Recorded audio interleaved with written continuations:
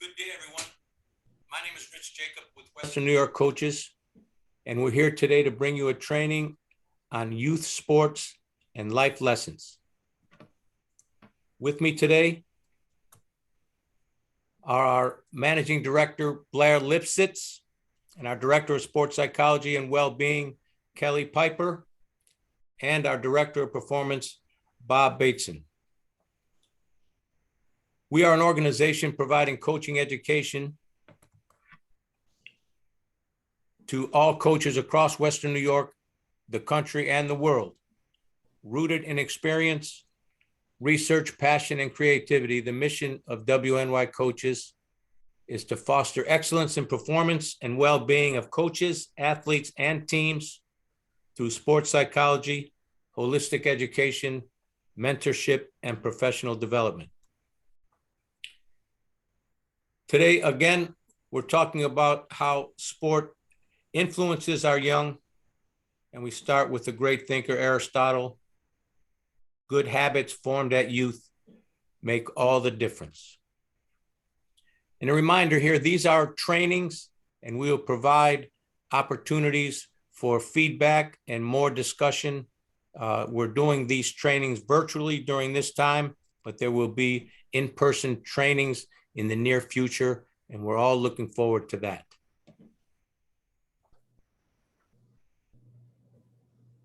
Again, as we refer to youth sport organization, YSOs, throughout the training, please, again, write down your questions. We are working in collaboration with Project Play of Western New York, of the Ralph Wilson Foundation, and Medaille College Sport Management. Here's a quote from Project Play, and we certainly subscribe to this concept that every child should reap the benefits of a lifestyle that's active, healthy, and fun. That's why Project Play Western New York is working collectively across our communities to help give children that opportunity through sports. And they are doing a tremendous job, and we're happy to be partnering with them in our project here.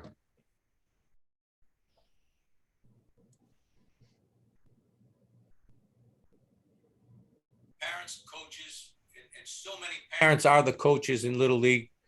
First, we want to say thank you for giving your time and care to your children and all of their friends. So important, and we all do understand this, but I think we must be reminded and practice safety first. You know, everything from, picking up a baseball bat and looking behind you, to being careful with each other, helping each other, keeping our eyes open as parents. Don't leave children out of your sight, right? Have a structure to what you do in groups. There are too many incidences where people are injured, young people are injured through their experience in youth sport that can be prevented. So the idea of prioritizing your responsibility as a youth coach, please practice safety first. And we will have more on that. My colleagues and I have many discussions about youth sports, and one of the things we say is that it's truly, before we talk about the sport, it's about the children coming together for a new experience. It's about you as coaches being where they are. And the innocence of youth is a wonderful thing to embrace. And we do that through sport. And there are so many opportunities to influence our young in their personal growth, their overall health, and the great idea of fun. And fun is at the core of growing up. Learning is at the core of growing up. And sport provides us this structure. It provides us an opportunity to bring young people together helping them cooperate with each other, becoming a good friend, becoming a good teammate, go hand in hand. And we want you to please embrace the idea. And this little girl says it great, right? There's love in your heart. And can't say enough about the innocence of our young, and it's our responsibility to protect that innocence. Messaging, consistent messaging. What is the climate? What is the culture that you will build? Coach, as a Little League coach, you are building a culture in your organization, in your team. So we encourage, of course, and I'm sure that everybody listening to this training feels the same way, right? We want to have a warm welcome. And we want to be reminded here that it is about them. It is about their experience and what they can learn that will be so transferable in their development. And this idea, Magic Johnson's quote here, encouraging, celebrating effort and having someone believe in you. We don't want to take this for granted. We don't want to take the idea that if we foster this encouraging environment, then we are inherently building confidence, which is so very important because they feel the love. When they feel the love, they're going to smile in their heart and they're going to enjoy the experience. And we can't say that enough, right? We can't say that enjoying the experience, the good times, the bad times, the difficult moments, the challenges, it's all the experience. And we have to embrace both sides and help them through, and believing in them when they know there's when they know there's love. I'm not going to say that too many more times today, but when they realize and recognize and feel the care, it's going to enhance their experience. I'm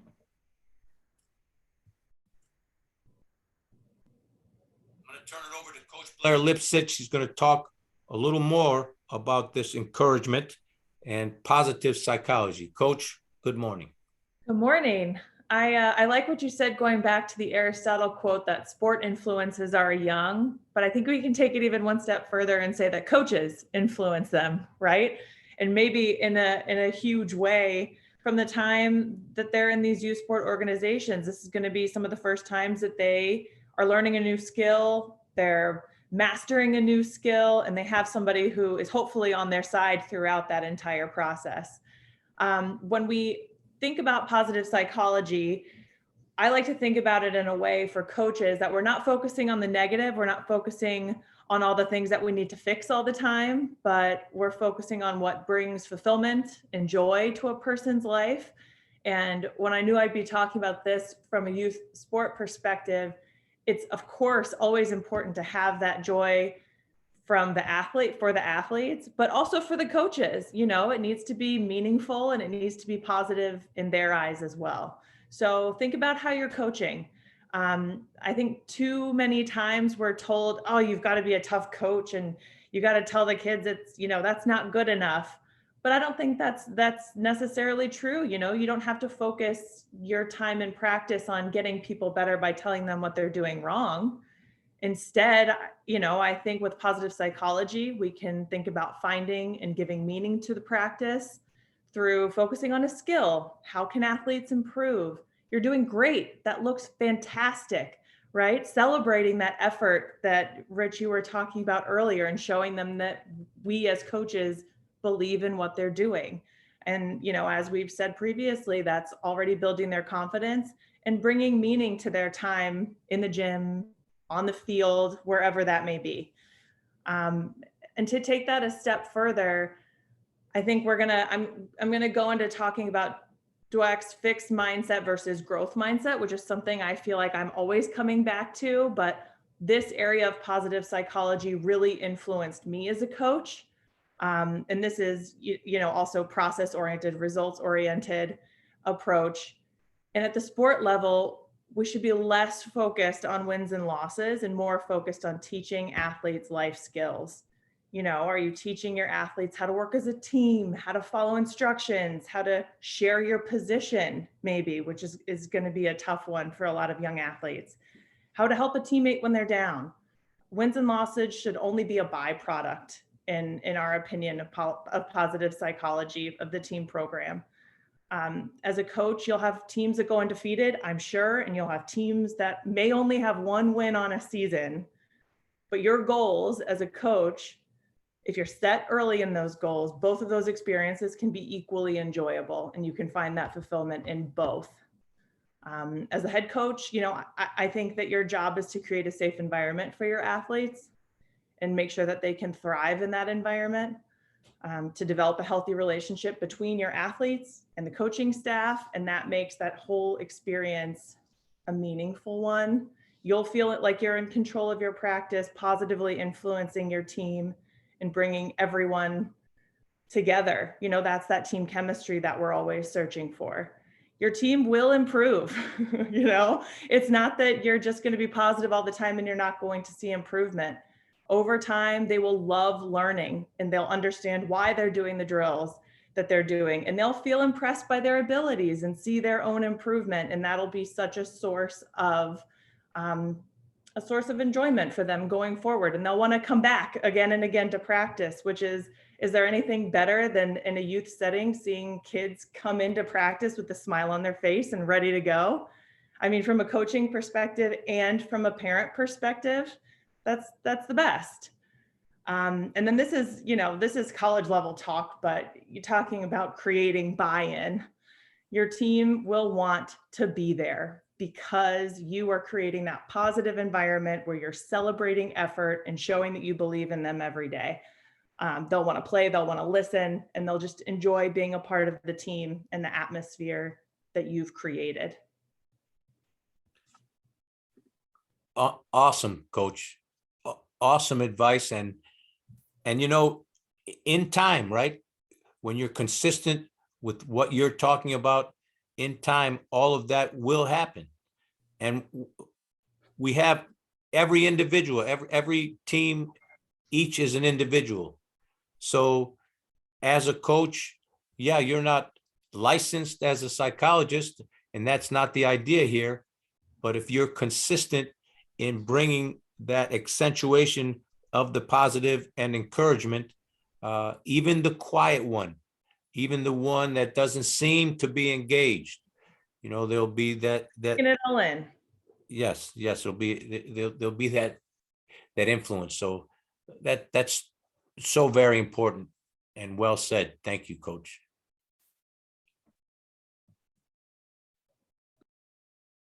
Shout out to the Positive Coaching Alliance, right? Jim Thompson and the rest of his crew for many years have really created a movement in this idea, building on what Coach Blair was just talking about. And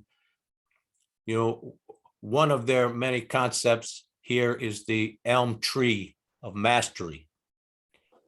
Effort, learning, and mistakes are okay.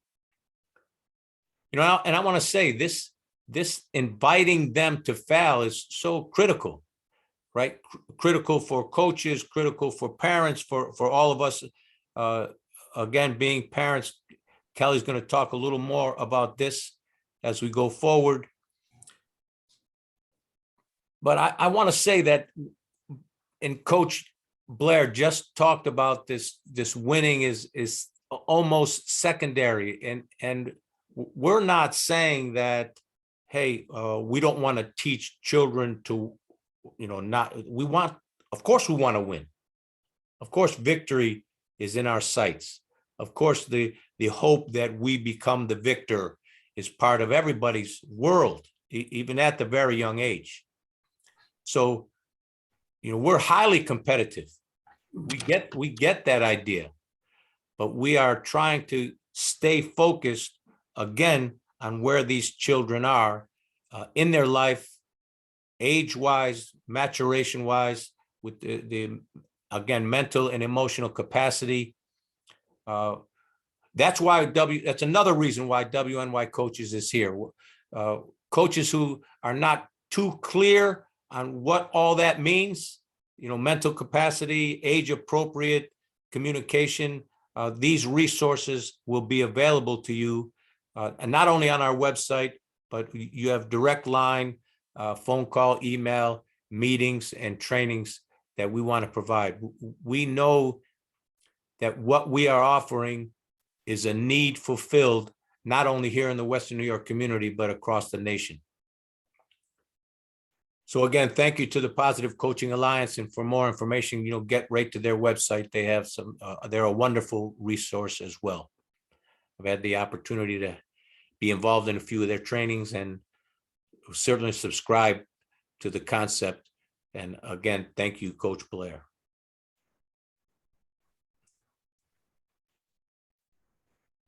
Earlier, we talked about messaging, and this is part of messaging, right? The frequency and consistency of the feedback we provide. And, Coach Blair, again, was just alluding to celebrating those efforts and celebrating the moments and being sure we're consistent in how we provide the feedback, right? Because the messaging, clear and concise and simple for the young people, so they understand and they can grasp, okay, I get this idea that I'm always a winner when you try your best, right? This maximum effort idea. And when someone's giving their all and trying, then they are winning. Again, it's okay. The frequency of feedback, especially for the young people, can be, there's no limit on how frequently we should provide feedback, right? Because, and feedback goes two ways. It's a two-way street. We provide the feedback and allow the child to come back and respond. That's a very important point I think we want to make to the parent coaches, again, at all levels, but specifically here in youth coaching. Let the children speak, right? They need to be heard, and their effort to articulate their thoughts or their feelings needs to be acknowledged. So again, we'll build on this idea of feedback in future talks, but wanted to highlight it today as part of our presentation. Turn it over now to our Director of Sports Psychology and Wellbeing, Kelly, to talk a little more about social and emotional development. Good morning, Kelly. Good morning. Thank you. Good to see everyone. So when we're thinking about social and emotional development from both a coach and a parent perspective, I feel like the bulk of the conversation that I find myself having as a sports psychology professional is really around the modeling of the behavior and experience that we've had ourselves, and really, the value we want to place on the pieces of the experience that should be most valuable to young people, and starting with ourselves and our why, right? So when we think back to our own sport experience, to what both Blair and Rich were just saying, when we think about the people that, we carry closest to our hearts that had the most positive influence on us, those aren't the people that yelled and screamed at us, and maybe at times, right, in moments, but over the course of your relationship with somebody who, is in a leadership role, it's the people that encouraged us to be at our best, right, and challenged our comfort zones and in a way that, they could walk alongside us and challenge us to be our best in a nurturing way. Those are, the professionals that allowed us to thrive. So when we're thinking about our own social and emotional development in the arena of sport and how we want to translate that to, how we encourage young people. I think that's really important to start with ourselves first, which really is a privilege, right? When I think about, the value that sport brings, and, when we're thinking about the overall development of young people, right?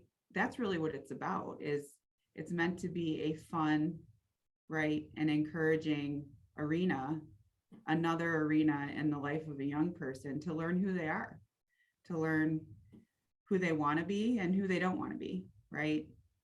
And having the opportunity to explore those things. So I think some examples of that are really just thinking about the life skill development piece. When we think about sort of the way we do one thing in life is the way we do everything. So encouraging young people to be not perfect, but excellent in what they do every day. There's a huge difference, right, in how we message that.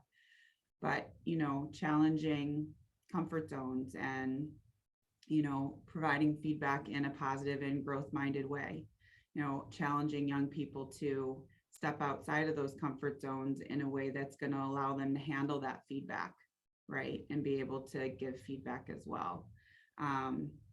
Learning, how to manage conflict and to work with their peers and to manage failure. Learning what they have control over and the things that they don't, right? And sort of what that locus of control looks like, and how to move forward in those moments where you feel like you want to do over, and how that can help to develop their character.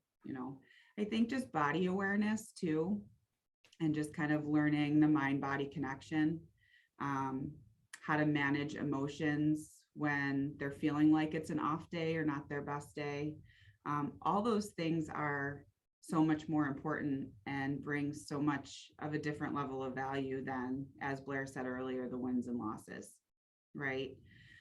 So I think for coaches and parents, those are the things to really, again, think about how you want to message that and how you want to sort of focus on that, so that young people can kind of find that value. And it's building trust first with them, right? Because they're really not going to focus on the X's and O's if they don't feel safe in an environment when they can be learning from you, right? That they trust that you have their best interest in mind. So I think, those cover the basics when we're talking about social emotional development. I think we could probably, talk for hours, on that topic. But, I think just from a basic sense, that's really what sports should be about, is developing the human first, right? And then letting the wins and losses happen. That's so great, Kelly. Thank you. And like you say, there's so much more to talk about, but I want to ask everyone on the panel here. So such an important facet of coaching youth. How might we assist parent coaches to retrofit this into their coaching?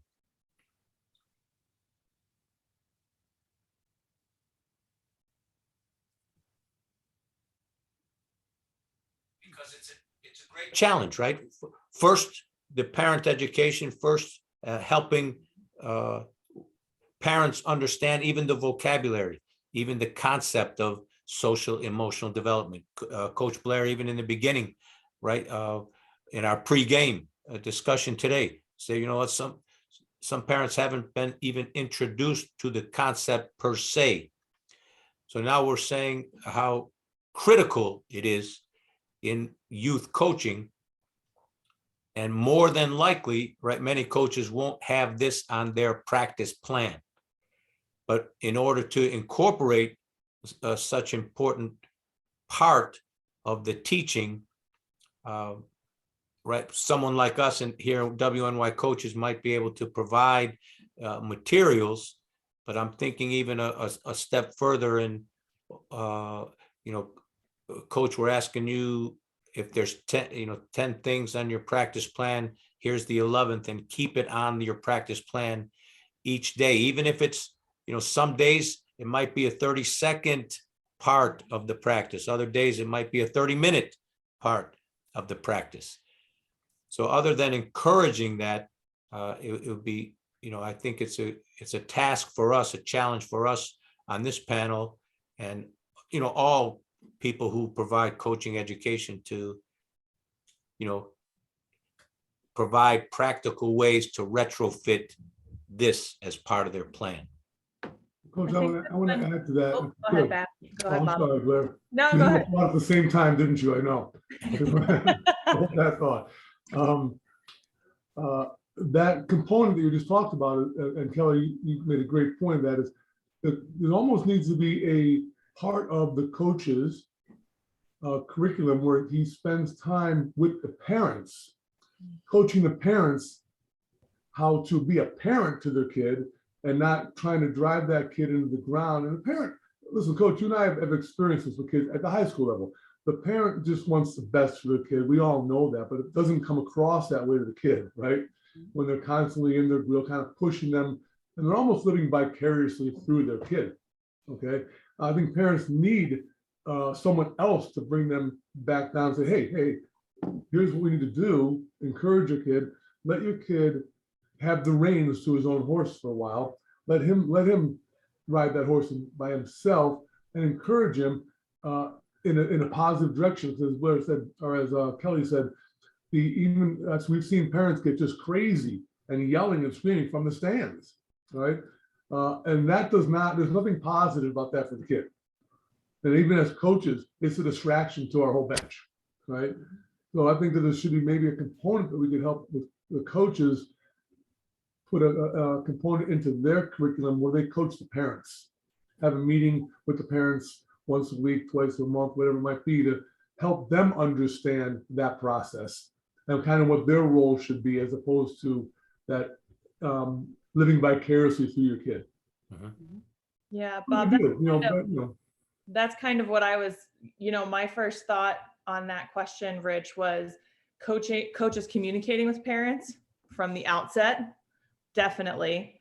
But then having parents reiterate maybe the life lessons piece, the social emotional development piece over the sport pieces. So instead of talking about, another athlete is playing over your child, for an example, right? Instead of talking about what the other athlete did in the game, what that looks like from a game perspective, who's the better player. Instead, we're going to change that conversation in the car, and it's going to be about, all right, these are things that happen in life. How do we respond to this? How do we respond? Are we going to compete harder for that position next time? How can we improve and get better while we're not playing? How are we going to treat that teammate? It's not their fault that they're playing right now. They worked hard for that position. So you've got to work hard, but you've also got to respect your coaches and you've got to respect your teammates. And, having those conversations versus the conversations that are focused on the sport, on, decision-making that the coaches are happening, just those life lessons over the sport. And I would take that one step further, Blair, as well, and to say, back to what Rich was saying a few minutes ago about, practical things that, that we can be doing, is also for the coaches to do the same thing. Is, if you have 10 things on your list, Rich, right, coming into practice, at least one of those 10 things needs to not be sport focused, right? So all the things that they're doing that are sport focused, how do we link it back to one other piece of who they are as a human, same lessons, sort of different arena, right? So that, again, it just kind of links back to that this is bigger than sport, right? These are lessons that are universal. And it opens up the door for conversation too, for the athletes to share other areas of their life. You're not trying to kumbaya right around the fire every day during practice. You've got goals, right? But that 5 minutes, 3 to 5 minutes can pay dividends huge as the season goes on, if you make that investment in sort of opening that door for conversation. So I think, to Blair's point, I think just what you're asking the parents to do, the coaches could do as well. Absolutely. It should all be the same language, right? Right. Yeah, I think that's a great point for, especially at the youth level, because you're seeing that it's just too easy when we get too caught up in, like, there's got to be space for everyone. Everyone has to be included. Yeah, that's great, but it's not always reality in life. Life is tough and life isn't fair. And that has to be taught by the coaches and the parents. Not like, oh, you should be in there and you're better than that kid. Hey, maybe you are, maybe you aren't, but just keep working. Don't stop. Don't quit because you didn't get your way. There's too much of that been accepted. Listen, it's even gone to the college level, the NCAA, with opening that portal. I don't like where I'm at. I'm going to jump in the portal. I'm leaving. I'm not going to work harder and put more effort into it. So the message has really gone all the way to the NCAA right now, and in my opinion. And that's just too easy to like not put everything into it, and you will persevere. I have experienced that. I didn't always get what I wanted or how I felt I should have been treated, but I didn't stop. I just worked harder until I got there, and your time will come, as opposed to pulling up the anchor early and jumping ship because you don't feel that you're going to have your opportunity or whatever it might be. There's some life lessons to that we can't always just, I'm not happy, I'm not being treated right, I'm leaving.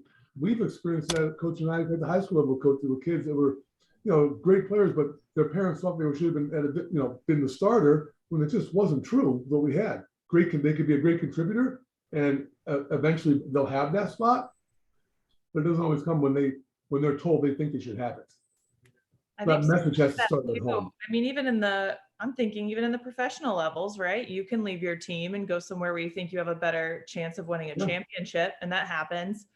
And I think a lot of that onus, gets put back onto the coach, the coaches who we're talking to here today on building a chemistry, building a culture within your team that makes people want to stay and makes people want to be a part of it no matter what their role is. And I think this is maybe even a bigger conversation that we can get into about role clarification, for young people in particular, and how that can impact their season and understanding what their role is on the team. But that only happens, Rich, with what you're talking about, if they know that you care, for sure.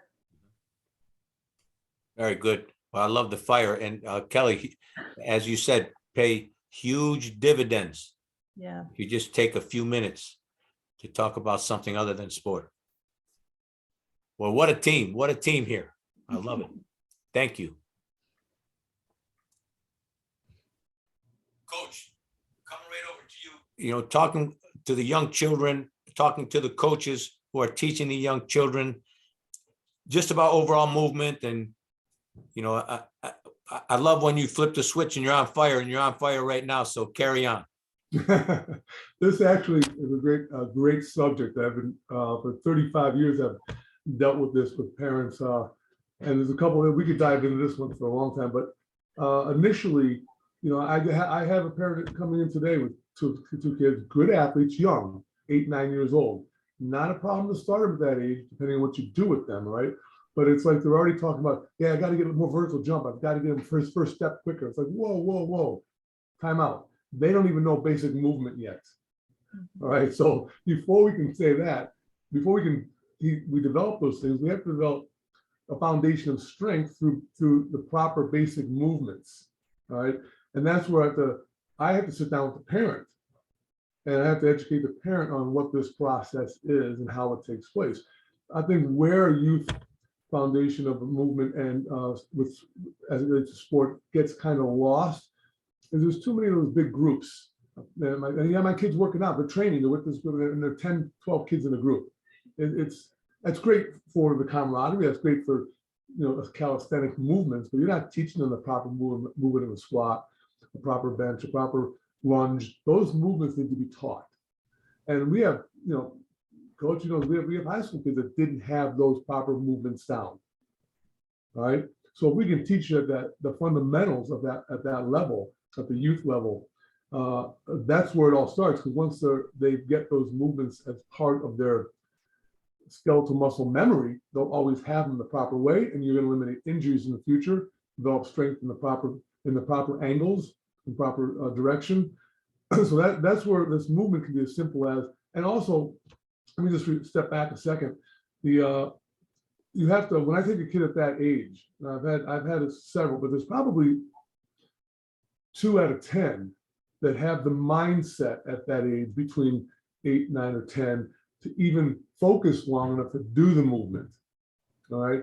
And I always tell the parents, I'm not going to, not dropping the kid off, I'm not babysitting the kid.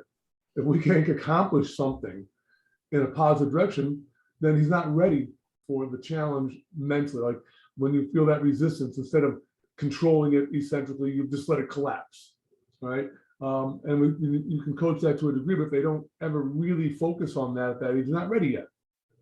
So that younger group, you really have to really assess, right? Assess if they're mentally and emotionally ready to engage in that. The parents might think they are, want them to be, but if they're not, it's just, we're just spinning wheels, right? And there's a big, I'm gonna just put this out there now because it's still talked about, which makes me absolutely insane.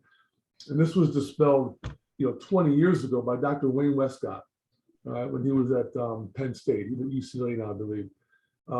We in the 80s and the early 90s, we erred to caution because we didn't know this information yet. Where a youth athlete in that preteen, even teen, you can damage your growth plates. That's absolutely untrue. Wayne Westcott has disproved that theory because we didn't know any better at the time, so we erred to caution, obviously. But that doesn't happen. Now we're not going to take a young kid, preteen, and load them. We have to first teach them movement, but there is no damage to growth plates. All right. And that was a dispelled fact by him 20 years ago. And when I hear anybody in the strength and conditioning business still talk about that with a teen athlete or preteen athlete, it blows my mind.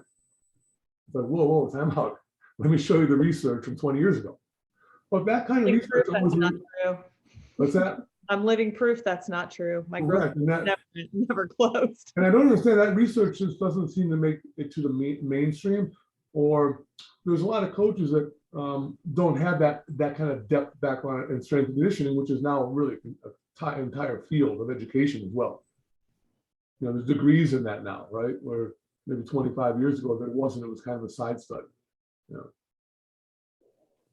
Yeah, Coach, talk a little more about some of those basic movements, like even pushing off in the proper way to run, a jump stop. And you've alluded to technique, right? Very important to teach technique, and regardless of the sport, right? These basic movements, motor skills, if you will, are so necessary. And again, we want to provide parent coaches, all coaches, resources necessary that they can incorporate this into their coaching.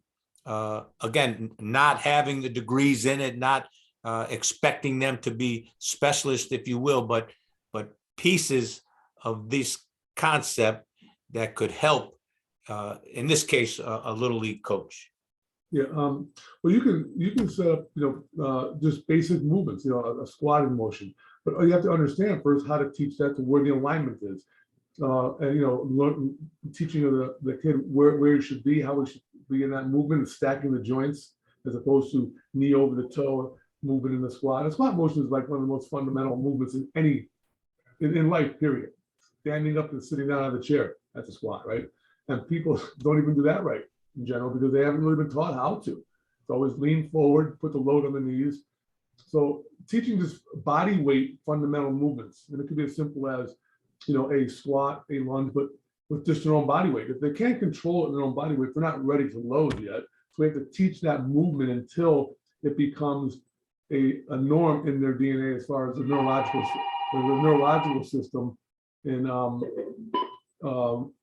where the muscle memory will remember, hey, that's the movement, that's how it's supposed to feel. Well, they don't have to think about it anymore. That just takes time. That's repetition. Okay.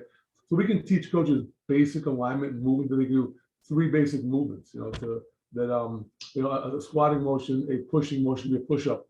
And it could be from the knees, not always from the toes, right? But the angle is correct. Do they control themselves coming down? Do they drop the hips? Do they keep it planked out? And a pulling motion. So we can teach 3 basic movements that translate to everything else later.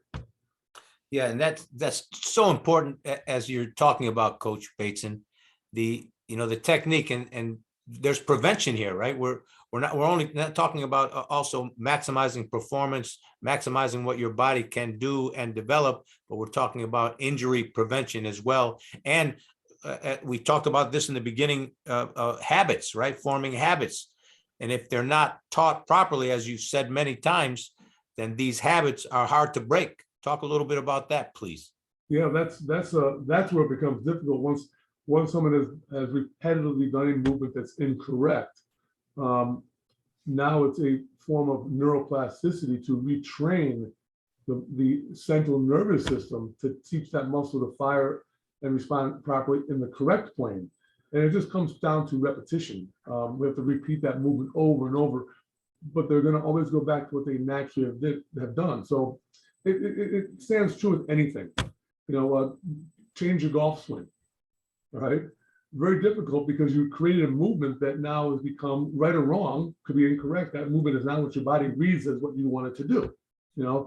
Simple things like if I get this a lot too. People have they're slunched over the desk while they had a computer. Now the computer's being the foundation of pretty much everybody's work. And they'll come and say, "Oh, I was told by my doctor I have to strengthen my back muscles to pull my shoulders back." It has nothing to do with the strength of a muscle in your back. That's absolutely just 100% false. It has to do with we have to work on some neuroplasticity and retrain those posterior chain muscles to hold you upright and work with your anterior chain muscles to hold you in the proper position. So it has nothing to do with strength. Your back, it could strengthen it all day long. It's probably plenty strong enough. It has been taught something. And now neurologically, it accepts that as the proper way when it is not. So let's take that and translate that to any movement. And then we talk about, that start-stop motion. Well, that start-stop motion in any sport begins with the proper squat motion. So when I go to break down and squat and stop, I need to be in a proper motion with my hips back, knees back, as opposed to everything leaning forward. If that's not taught from the beginning, well, if you teach that proper squatting motion, and it can be with your own body weight with the kid, that'll translate into when they start movement and helping change direction, starting and stopping. They'll be in the proper alignment and plane, which is where the most efficient movement comes from. Beautiful.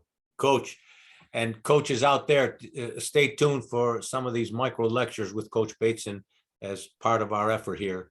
And thanks a lot, Coach. And as you said, and as Kelly said, these are initial dives into these concepts, and there's so much more to talk about, which we will as we move forward.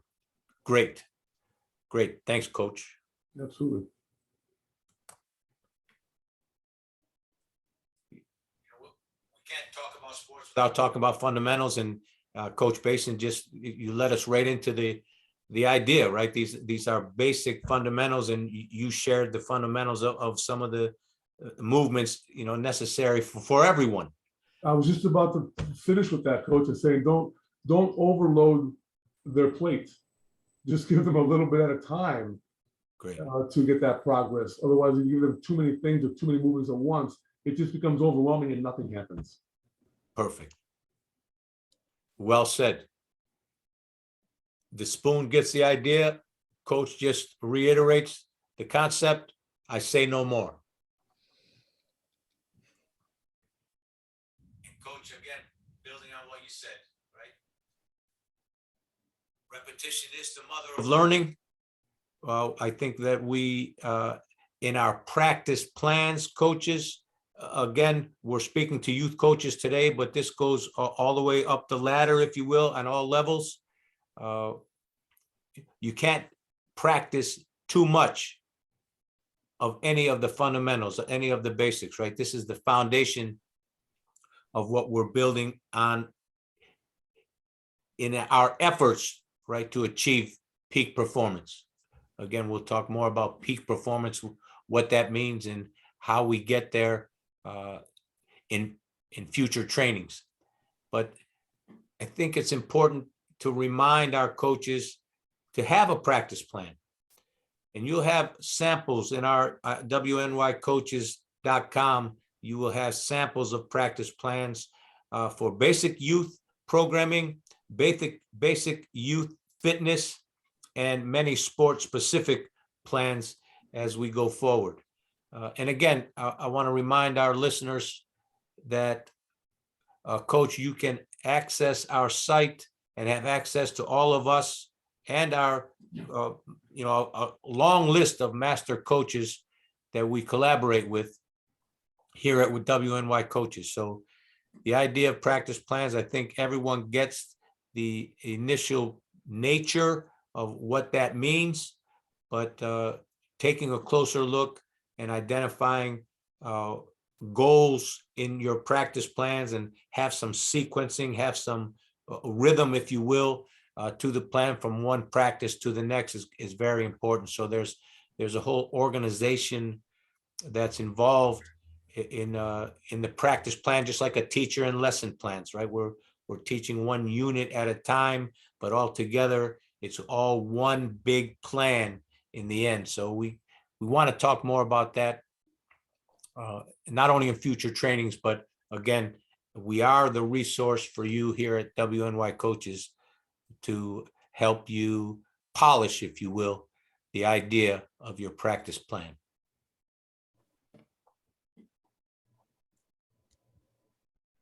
Talked a lot about this already. Again, this is just a reminder of the tremendous resource our parents are. Yes, there are challenges with parents.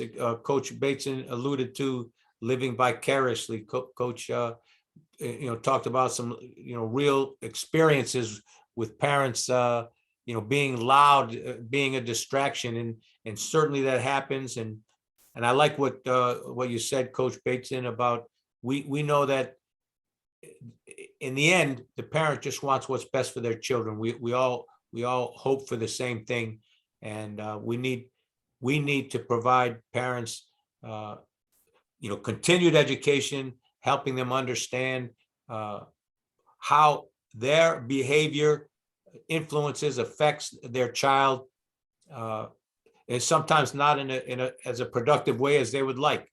And although we stay in our lane as professionals, but we do feel and have a sense of responsibility to help parents understand. And we can only do that, right? We can offer them these resources and this advice for the betterment, again, of everybody involved, in particular, their own children. And, Coach Blair fondly remembers her dad, who spent more than 35 years as a youth coach. And Coach, share a little bit more. Like, I think your dad had the great idea, right? He involved the parents in a number of ways. Mm-hmm. Yeah, parents were always a really big part of, now I'm from a small town, so everybody had a role to play. All the parents would come and he would say, we need a scorekeeper. We need somebody working in the concession stand. We need somebody doing X, Y, and Z. And the parents would always step up. They wanted to be involved. They wanted a voice, they wanted to be a part of the team too.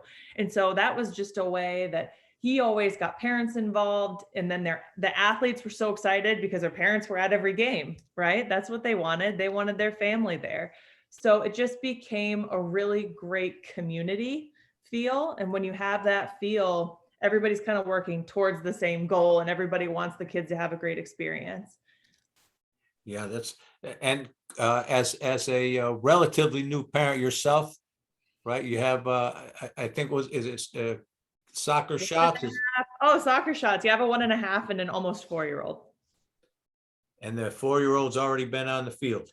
Already been on the field. She loves it.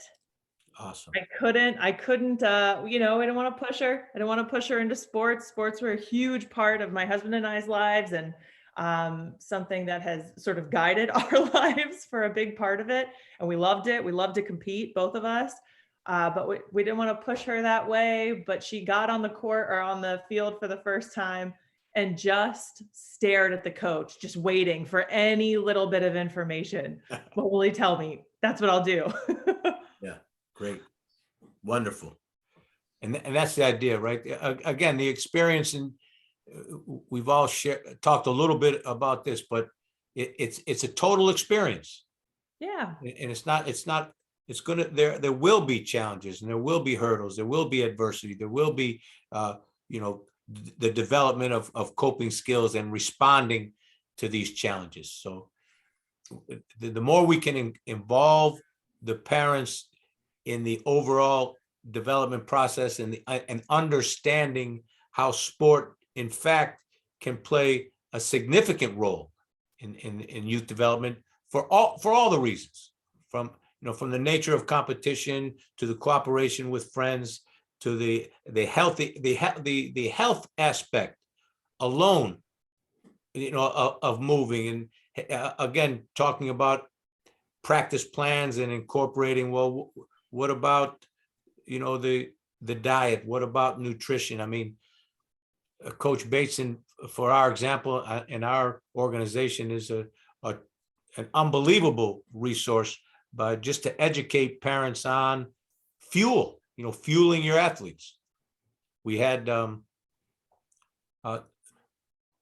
so many parts of the puzzle, and fueling your athlete, even at the younger age, again, developing habits, right, becomes significant.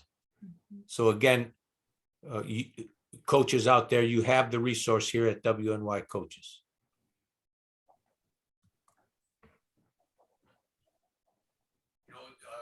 Rainer Martins, successful coaching author, wonderful advocate for youth sports. I just wanted to share this with our listeners, with our coaches. It's Kelly brought this to the forefront when she helped write a course here at Medaille College, the Dynamics of Youth Sport, and she incorporated this into the syllabus. So I have 2 slides filled with this Bill of Rights.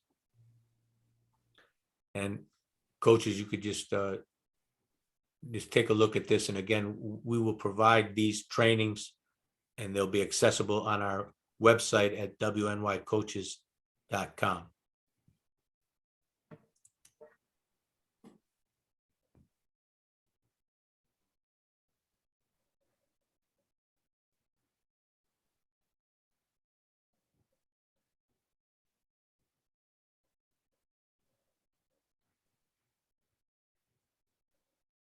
I think they've certainly done a great job.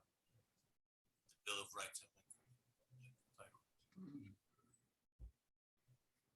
So again, gearing up for future trainings, and of course, we have to talk about competitive levels when we're talking about youth sport. We talked about the joy of participation. We talked about maturation, mental capacity, age-appropriate communication, all so very important. At the core, the social, emotional aspect of and the pure joy of participating in youth sport, all so significant and so very important. And we all also understand, and Coach Bateson had a couple of examples right in his brief this morning, right? 8 and 9-year-olds, and parents kind of jumping the gun, if you will. But it's real, right? The competitive levels are real. Coach Blair, again, in our pregame, we talked about the elite leagues and emphasis that these programs have on. I don't know if we're talking about speeding up the development, if that's something that's possible. I have a caution flag here on this slide, only because they are only 8 years old. They are only 9 years old.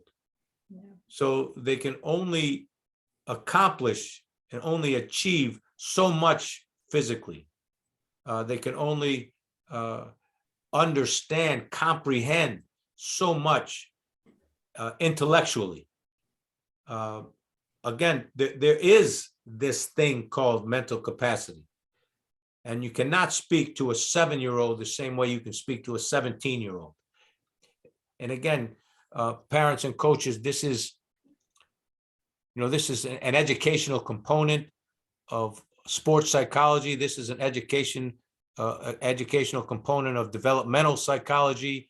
This is so critical to being a parent, and frankly, it has some ramifications, and there are too many young athletes leaving the game, 12, 13-year-old, the research is here for us, 12, 13-year-olds stopping their participation because it's just been too much.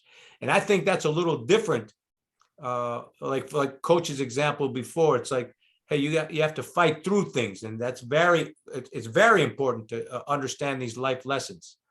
But there is such a thing as youth sport burnout, and sometimes it has to do with the overemphasis on this competition at this young age. Coaches, I open the floor to both of you. During this slide, I think a lot about what Bob said about fundamentals and what he does. And that's kind of, for me, what youth sport is for sports in general, for all athletes. You're learning fundamentals of what it is to be an athlete, how to compete. You're learning all of those skills as your fundamentals, along with your, physical fundamentals, but mentally, that's what you're learning about. I was playing softball at that time, right? And that wasn't going to be just because of my build, the sport that I stuck with my whole life, but I played softball, I played basketball. I didn't play volleyball until I was in high school.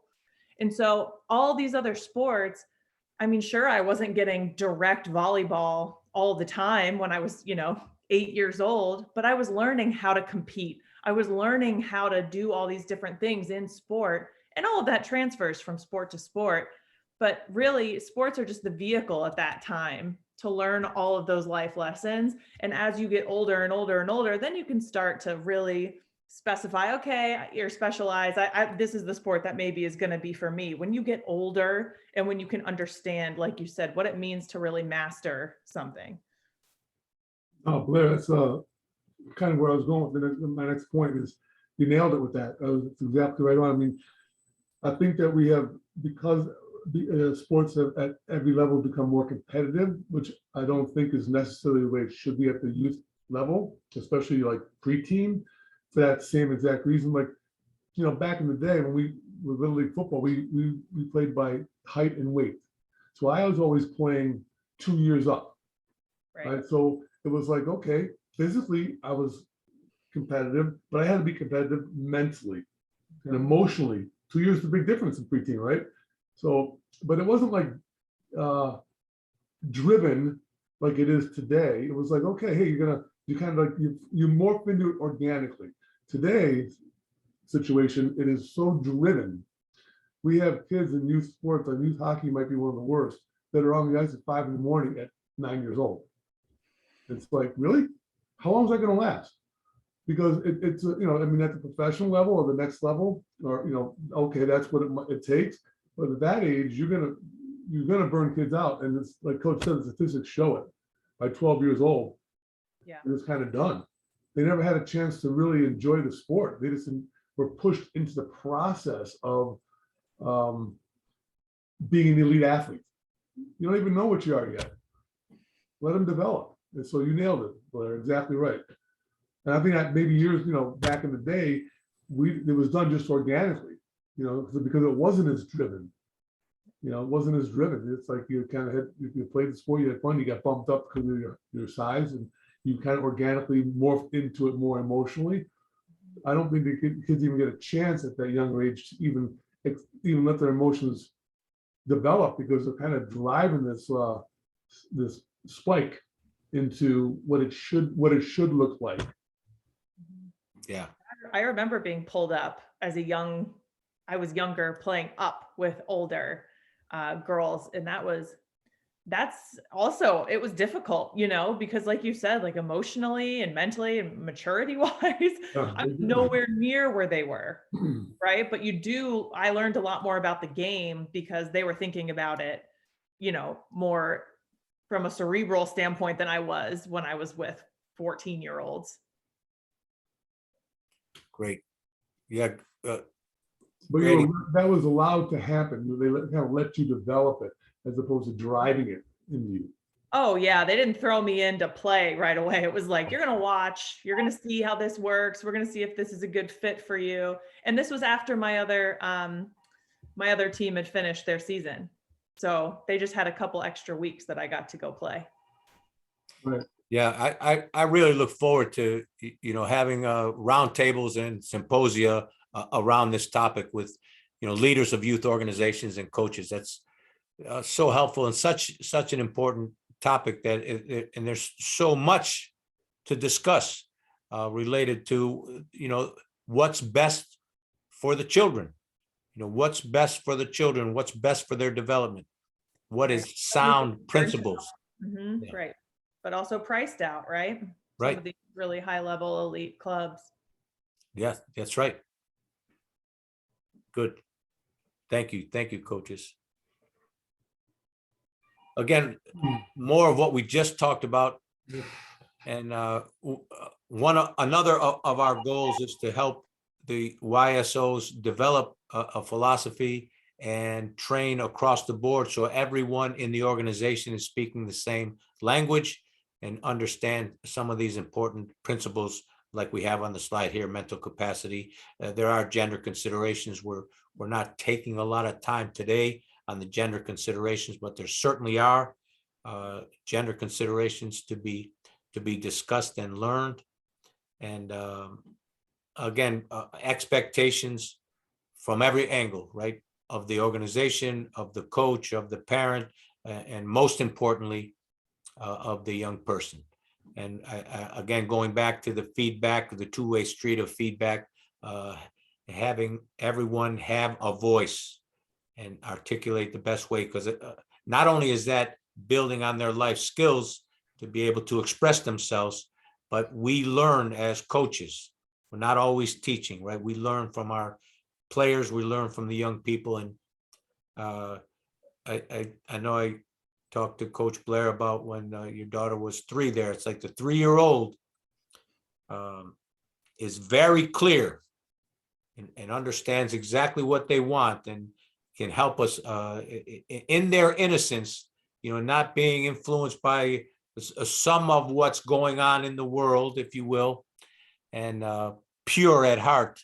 I think I've learned more from 3-year-olds than many people throughout my whole life. So I love the 3-year-old. I want to have we want to invite everyone, but this, the wisdom of a 3-year-old, I don't know if we can top it, guys. I said she teaches me more about myself than anything has in my life. Yeah. Case in point, right? Yeah. Age. Yeah. That's great. That's great. Well, winding down our training today, we keep talking about helping coaches build this psychological toolbox, building on the traditional aspect of coaching, helping parents and coaches understand a little more of all these important factors, and our little adage here of let's work together to protect our young through sport.